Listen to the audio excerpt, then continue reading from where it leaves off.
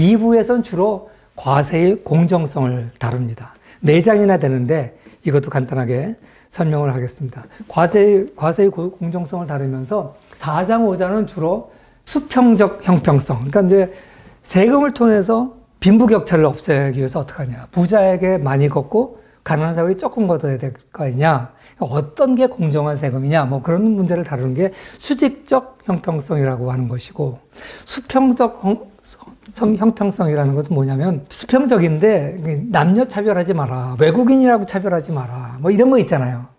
이런 거는 이제 수평적 차별성이에요. 그럼 과연 그러면 외국인한테 내국인하고 똑같이 대우를 해? 어떻게 해요?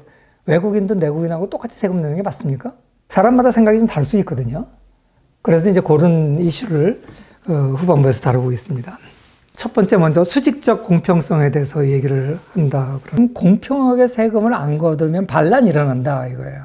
중세 유럽에 흑사병이 있었잖아요. 그 흑사병이 있어서 인구의 3분의 1이 죽었어요.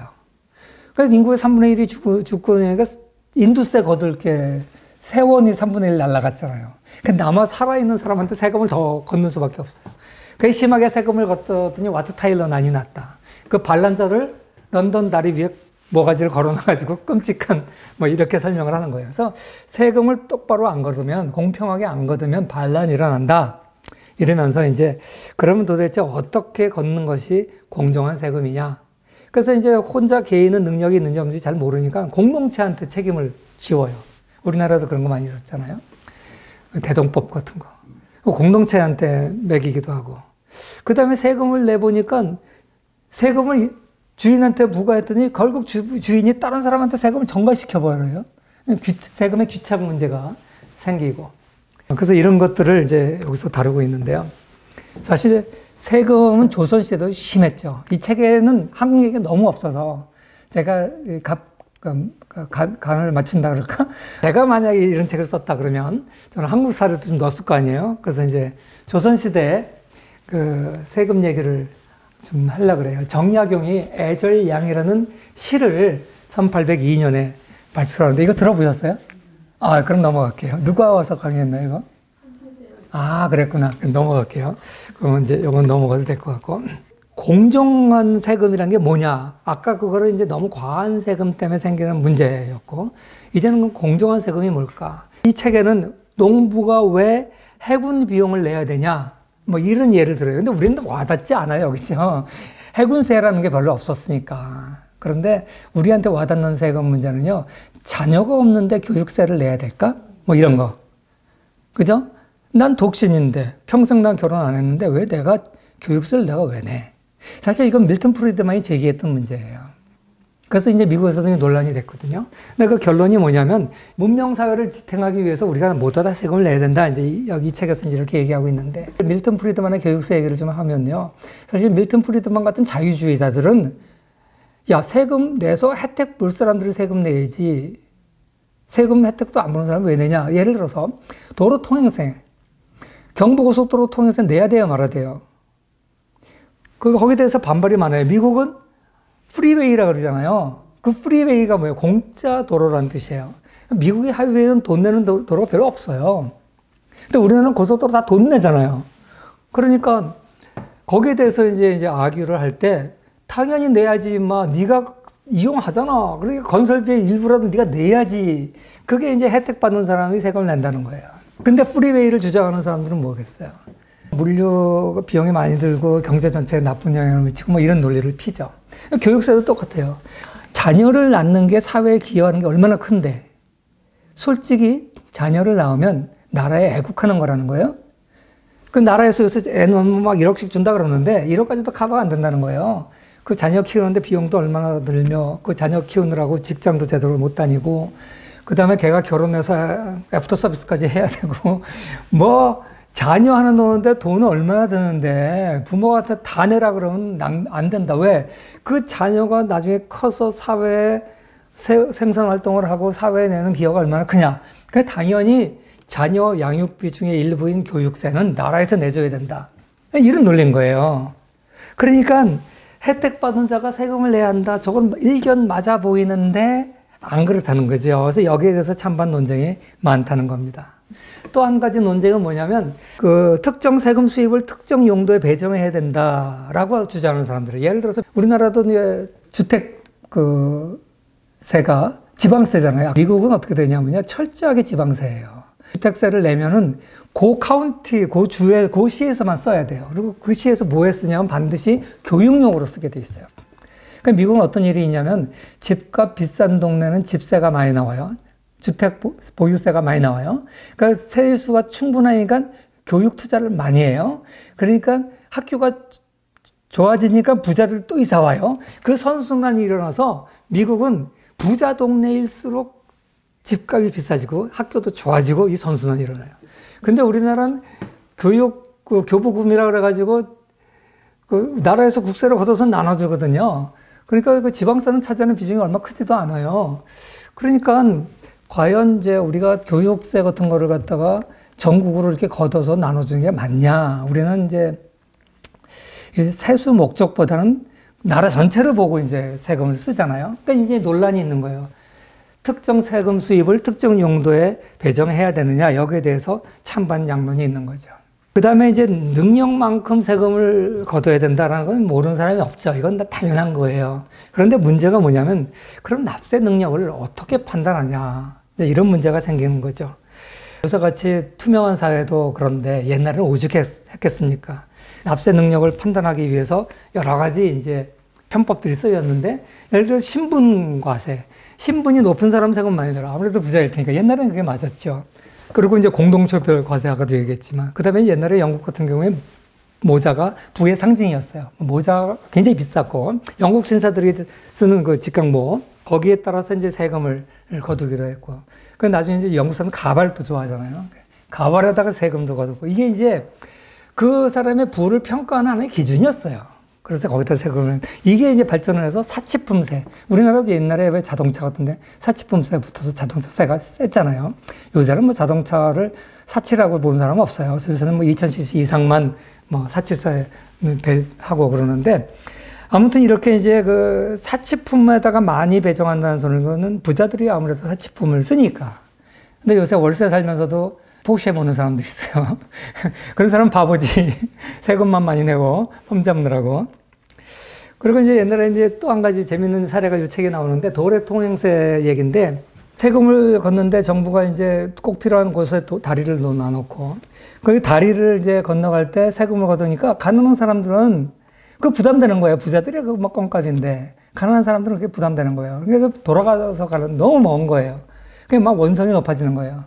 그러니까 이제 당국에서는 세금 징수원이 앉아가지고 부자인지 가난한지 뭐 입은 옷만 가지고 아나 뭐 알 수가 없으니까, 그때 당시에는 가난한 사람은 신을 안 신고 다니는 사람이 많았대요. 그러니까 그렇게 신발 안 신고 올 정도로 가난한 사람한테는 면세다. 근데 어떤 일이 벌어진 줄 알아요? 우리 같으면 이제 신던 신발도 벗어서 가방에 넣고 걸어갈 것 같잖아요. 가난한 사람들이 자기 가난하다는 티를 안 내려고 다리 건너갈 일이 생길 때는 신발 빌려서 신고 다닌다는 거예요. 근데 또 웃기는 건 부자들은 가까이 와서 신발 벗어서 배낭에 넣고 그러고 세금 면제받는데요. 재밌죠? 이런 사례가 여기 실제로 나와요. 그래서 제가 이걸 읽으면서 야, 그 심리가 왜 그럴까?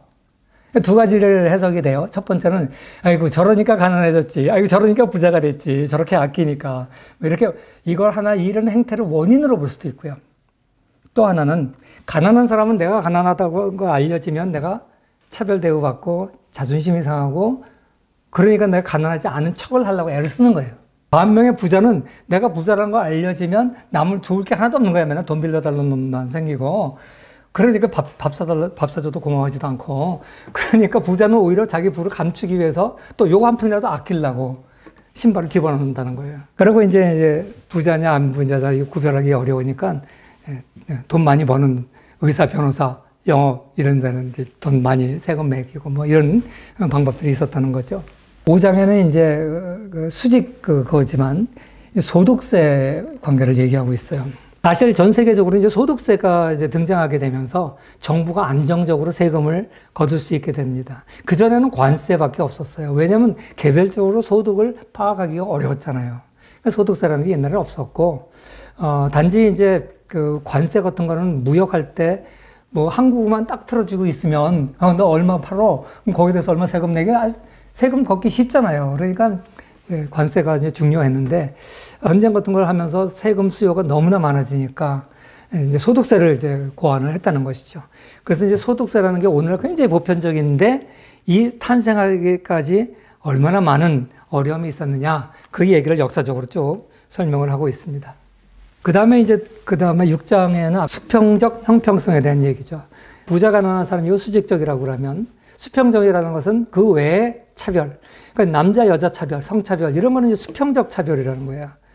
그래서 옛날에는 이제 여성들한테는 세금을 안 걷었었는데 세수가 부족하니까 여성들한테도 이제 세금을 걷어야겠다.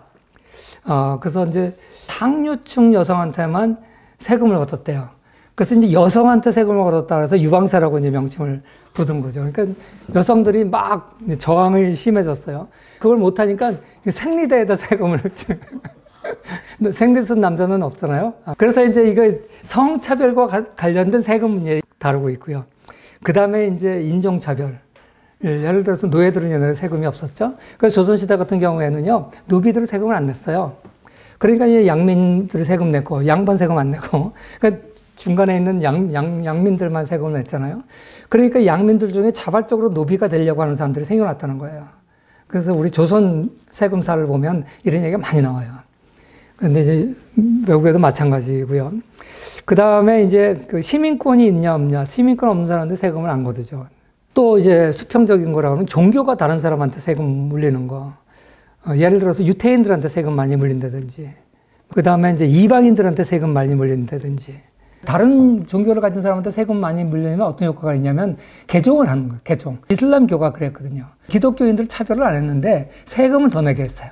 그러니까 많은 기독교인 중에 이슬람교를 개종하는 이런 일이 많이 벌어졌다는 거죠. 요새는 이제 수평적 차별과 관련돼서 흡연자한테 과세하는 거. 그러니까 흡연자들한테 담배는 세금이잖아요, 사실. 어떻게 보면 원가 얼마 안 되는데 담배값이 비싸니까. 한국은 담배가 그래도 싼 편이라고 그러더라고요. 미국 같은 거 담배 굉장히 비싸요. 그러니까 한국은 담배가 싼데도 담배 피우는 사람이 많이 줄었잖아요. 한국이 진짜 선진국이에요. 미국만 해도 담배 많이 피웁니다. 옛날에 미국 사람 정말 담배 안 피웠거든요. 지금 한국 사람이 미국 사람보다 더 안 피우는 것 같아요. 유럽에 가면 뭐 이거 후진국이에요. 담배 엄청 피고 뭐 대중교통에서도 피고 길거리 담배 공처 투성이고 가보면 진짜 한국이 지금 선진국이에요. 그 다음에 이제 다둥이 가정 차별 과세하는 거. 지금 우리 애 안 나니까 이제 다둥이 가정에 이제 차별 세금 면제시켜 주잖아요. 이런 것도 수평적 차별이고요. 그 다음에 이제 결혼한 사람들이 결혼 안 한 사람보다 세금 조금 내게 만드는 거. 그러니까 처녀총각이 만들어서 결혼하면 세금을 줄여줘야 결혼할 거 아니냐. 미국의 독신자를 세금 많이 내요. 한국도 안 그랬었는데 한국도 이제 그렇게 이제 가죠. 그래서 생각해 누진제 하에서는 부부의 세금을 합하면 누진제가 적용되면 세금 더 내는 게 정상이에요. 그런데 누진제를 해도 더 안 내게 만들어주면 사람들이 결혼한다는 거죠. 요새 애 안 낳아서 난리니까. 그래서 요새 고등학교 여학생이 애 낳으면 수고했던 나이도 어린 것이 뭐 칭찬해 주잖아요. 프랑스는 벌써 30년 전에 그랬다는 거예요. 내가 아는 사람이 프랑스에서 직접 경험했대, 그걸. 근데 요새 한국도 지금 그렇게 하자는 사람들이 있거든요. 그게 바람직한 건지 모르겠는데. 이제 이런 게 이제 수평적 세금 문제고요. 그 다음에 이제 조세 귀창 문제입니다. 사실 이제 세금을 이 사람한테 내는데 실제 부담은 딴 사람이 하는 거예요. 그러니까 양모 상인한테 세금을 매겼더니 양모 상인은 비싸졌으니까 양모 생산한 농부한테 가격을 깎아버리는 거예요. 그러니까 결국 그 세금이 누구한테 전이됐어요? 농민한테 갔죠. 근데 농민이 그때 당시 농민이 지금 얘기한 농민이 아니라 다 지방 지주들이에요, 지주들. 그 상인 계층은 부르주아 계층이고 지주 계층은 귀족 계층이잖아요. 그러니까 이거 가지고 싸움이 일어나는 거예요. 그래가지고 이제 결국 양모 수출세 때문에 처음에 이제 대혁명 일으키기 전에는 귀족들이 왕의 권한에 도전을 했잖아요. 그래가지고 이게 이제 영국 같은 데 의회가 형성되는 데 역할을 했고, 그러다가 나중에 이제 귀족들보다 부르주아가 더 많아지고 뭐 이렇긴 했지만, 결국 이게 이제 헌정질서의 변화로 가져왔고요. 그 다음에 이제 사치세 같은 것도 마찬가지예요. 요트가 이제 한국도 그렇지만 미국은 요트 굉장히 많아요. 그럼 미국은 요새는 요트는 사치도 아니에요. 요트 가격이 뭐 우리나라 자동차 뭐 중간 정도 되는 자동차 한 대값밖에 안 돼요. 그러니까 중산층에서 요트 갖고 있는 사람들 꽤 있어요. 그 해안가 산다든지 호수가 큰 호수가 있는 뭐 지역에 산다든지 이런 사람들은 요트를 많이 갖고 있어요. 그런데 이제 요트를 이제 사치세다 해가지고 사치세를 1990년에 부과를 했더니 문제는 2년 만에 요트 판매량이 절반으로 떨어졌어요. 그러니까 요트 생산이 절반으로 떨어지니까 고용이 다 해고됐어요. 결국 노동자들이 피해를 본 거예요. 그러니까 결국 그 사치세가 노동자들한테 피해가 가더라. 그러니까 이것도 일종의 조세가 엉뚱한 대로 이제 전달된 거죠. 그리고 이제 영국의 피트 수상 때, 소피트 대피트 있잖아요. 그 아들 피트 수상 때 있었던 일인데, 하인세를 부과했어요. 하인을 둘 정도는 부자다. 그러니까 하인 두당 얼마씩 세금 내라. 그러니까 귀족들이, 그래? 그럼 나 하인 해고할게. 근데 당시 그 하인들이 해고당하면 갈 데가 있어요. 특히 여자들. 그러니까 매춘부로 갔다는 거예요. 그래서 하인세 때문에 매춘 여성이 늘었다. 이것도 일종의 조세의 귀착이라는 거죠. 세금 이름이 중요한 거 아니다. 소비세는 간접세고 소득세는 직접세예요. 직접세, 간접세 여러분 차이 아시죠? 직접세 같은 경우에는 세금 부담하는 사람이 내는 거죠. 소득세가 직접세예요. 직접 내는 거니까. 소비세는 우리가 맥주 하나를 소비하면 주세로 해가지고 맥주 회사가 내지만 실제 맥주 가격 안에 세금이 들어가 있어서 부담은 술 마시는 사람이 하는 거잖아요. 그러니까 이제 간접세죠. 그러니까 이제 보통 보면 직접세는 조세 저항이 커요. 왜? 내가 직접 내니까. 근데 간접세는 맥주 마시면서 세금 걱정하는 사람 별로 없거든요. 그러니까 이게 조세 저항이 적어요. 그러니까 처음에 직접세를 부과하다가 반발이 심해져? 그럼 간접세를 살짝 돌리는 거죠. 사람들이 몰라요. 근데 이 사람은 이제 조세에 귀착해서 이 두 개는 같다. 물론 이제 직접세 같은 경우에 누진세가 들어가면 달라질 수 있어요. 누진세가 없다는 전제하에서는 같다. 그 다음에 세금 낼 법적 책임이 중요한 것이 아니다. 아까 얘기했지만 상인이 내냐, 뭐 지주가 내냐, 그게 중요한 건 아니다. 결국은 약한 사람이 내게 돼 있어요. 그 다음에 이제 법인세는 무슨 법인세 올린다 내린다 뭐 말도 많은데 법인세 내리면 뭐 부자들 감세다 막 그러고 이제 난리가 나는데 결국 법인세도 사람이 낸다는 거죠. 그리고 이제 조세 귀착은요 절대 정부가 통제하지 못한다. 정부가 어떤 의도를 가지고 해봐야 결국 시장의 힘에 따라서 부담하게 돼 있지 정부가 절대 통제 못한다. 뭐 그런 얘기입니다. 그래서 여기 보시면 결국 세금의 귀속은 수요와 공급의 탄력성에 달려 있어요. 아쉬운 놈이 많이 내는 거예요. 그래서 그 설명을 좀 드리면 세계는 없어요. 이게 수요 공급 곡선이에요. 수요 공급 곡선이죠. 그러면 거기서 만나는데 여기서 이제 판매 수입이 일어나죠. 그런데 세금을 부과한다는 것은요, 이 공급축 가격이 요만큼이 세금을 부과하는 거예요. 올라가는 거예요. 세금을 부과한다는 것은. 세금을 부과하면 사는 사람 입장에서 세금이 포함되니까 물건 값이 비싸졌잖아요. 그러니까 덜 팔리죠. 균형점이 좌측으로 오는 거예요. 판매액이 줄어들죠. 그런데 이만큼을 세금으로 내다 보니까 이 정도 가격을 받아도 공급자가 받는 가격은 요거니까 기존에 받는 것보다도 요만큼은 공급자가 파는 사람이 부담하는 목이고요. 이전에는 사는 사람은 세금이 없을 때는 요만큼만 가격을 내면 되는데 이제는 가격이 올라가 버렸으니까 요만큼은 소비자에게 전가된 거예요. 그러니까 결국은 정부는 이만큼 세금을 냈는데 만약에 수요 공급 곡선이 이렇게 예쁘게 생겼다면 반만씩 이쁘게 내요.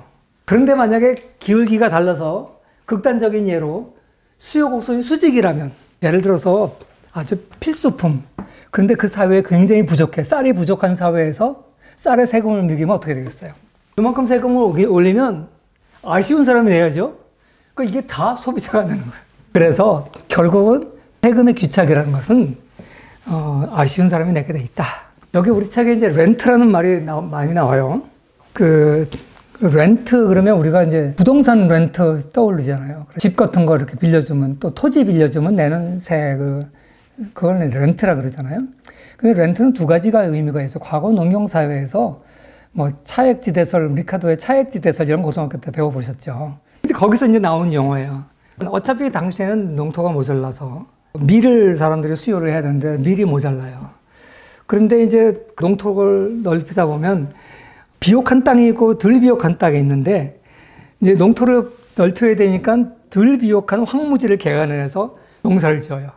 그러면 황무지 개간한 데는 밀 생산량이 예를 들어서 10밖에 안 나는데 그 비옥한 땅에서 15이 났어요. 그런데 그 시장 가격은 생산비하고 같아진다고 옛날에 사람들이 생각을 했기 때문에 척박한 땅에서 난 생산비가 곡물 가격이 돼요. 그런 비옥한 땅은 그만큼 차익이 돌아오잖아요. 근데 그게 렌트라는 거예요. 그게 이제 리카도의 차익지대설의 설명이에요. 그러니까 이거 보니까 결국 토지를 독점하기 있기 때문에 생기는 거잖아요. 그래서 요새 렌트라는 개념이 독점적 소유로 인해서 생기는 초과적인 이익, 그거를 렌트라 그래요. 그래서 연예인 같은 사람들이 출연료가 되게 비싸잖아요. 왜냐하면 가수가 됐든 탤런트가 됐든 그 사람은 그 자기 상품을 독점적으로 소유하고 있는 사람이에요. 그렇게 비싼 거예요. 그 나머지가 다 렌트예요. 그리고 또 한 가지는 이제 인위적으로 독점을 만들면 독점 이익을 얻잖아요. 그게 렌트예요. 그래서 우리 사회에서 나쁜 게 렌트 시킹 행위가 나쁘다는 거예요. 온갖 방법을 써서 독점을 만들어서 부가적인 이득을 추구하려는 행위, 이걸 이제 우리가 렌트 시킹 행위라고 그러죠. 근데 렌트라는 말은 원래 이제 부동산에 대한 사용료 이거였었는데 지금은 더 널리 쓰이는 것은 독점에 대한 대가. 이걸 렌트라 그래요. 렌트 얘기는 뒤에도 한 번 더 나와요. 그래서 그때 또 설명을 드리고요. 여기까지가 이제 1부, 2부예요. 그러니까